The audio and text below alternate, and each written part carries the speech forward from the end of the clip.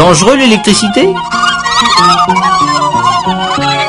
Cela fait 100 ans et plus que moi et ma petite famille, on marche sur les fils. Oui, mais il n'a jamais essayé, l'oiseau, de marcher sur les deux fils en même temps. Là, il verrait.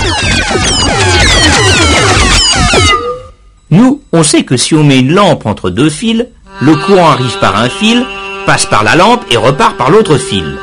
Cela fait de la lumière, c'est parfait. Mais votre corps, lui aussi, conduit l'électricité. Et dès qu'il lui passe de l'électricité dans votre corps, cela ne fait pas de lumière, non, mais votre cœur risque le pire.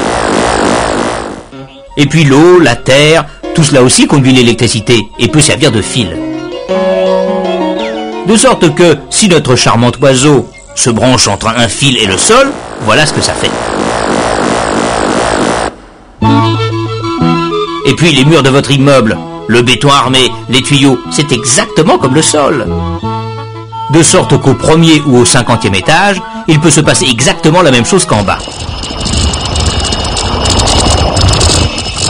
Et je m'empresse de dire que cela marcherait tout aussi bien, je veux dire tout aussi mal, avec vous et moi.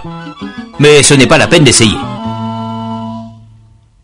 D'ailleurs, deux fils qui se touchent, tout simplement, c'est aussi dangereux pour vous. Vous vous souvenez, nos messieurs du début, qui branchaient quantité d'appareils sur une même prise? Eh bien, quand on fait cela, il y a tellement d'intensité que les fils se mettent à chauffer, l'isolant à fondre, les fils se touchent, le courant passe directement, et cela fait encore plus d'intensité, cela chauffe encore plus, et on ne sait pas jusqu'où ça peut aller.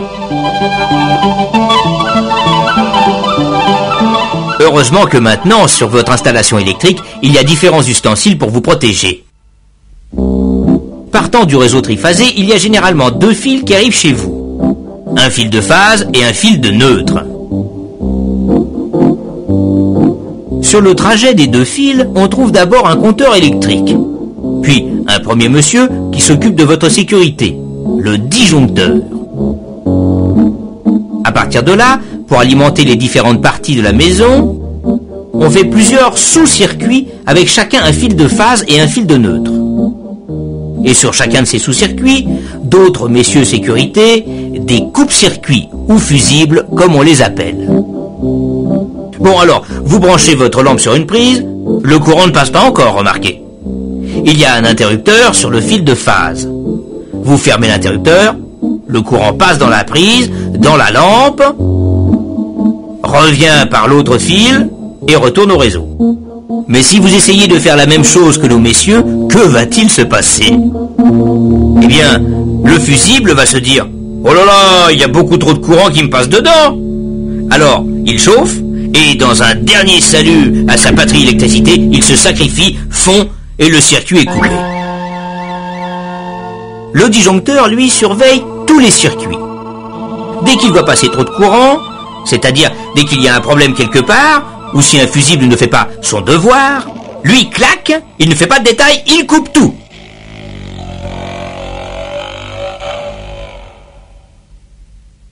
Et puis, pour vous protéger, il y a aussi les prises à 3 fils que vous connaissez. Et à quoi sert-il au juste, ce troisième fil? Eh bien, supposons que dans votre réfrigérateur, il y ait un fil qui se soit cassé et qui touche la carcasse. Alors tout le frigo est électrisé. De sorte que dès que quelqu'un va venir chercher un jus d'orange ou je ne sais quoi, eh bien, crac!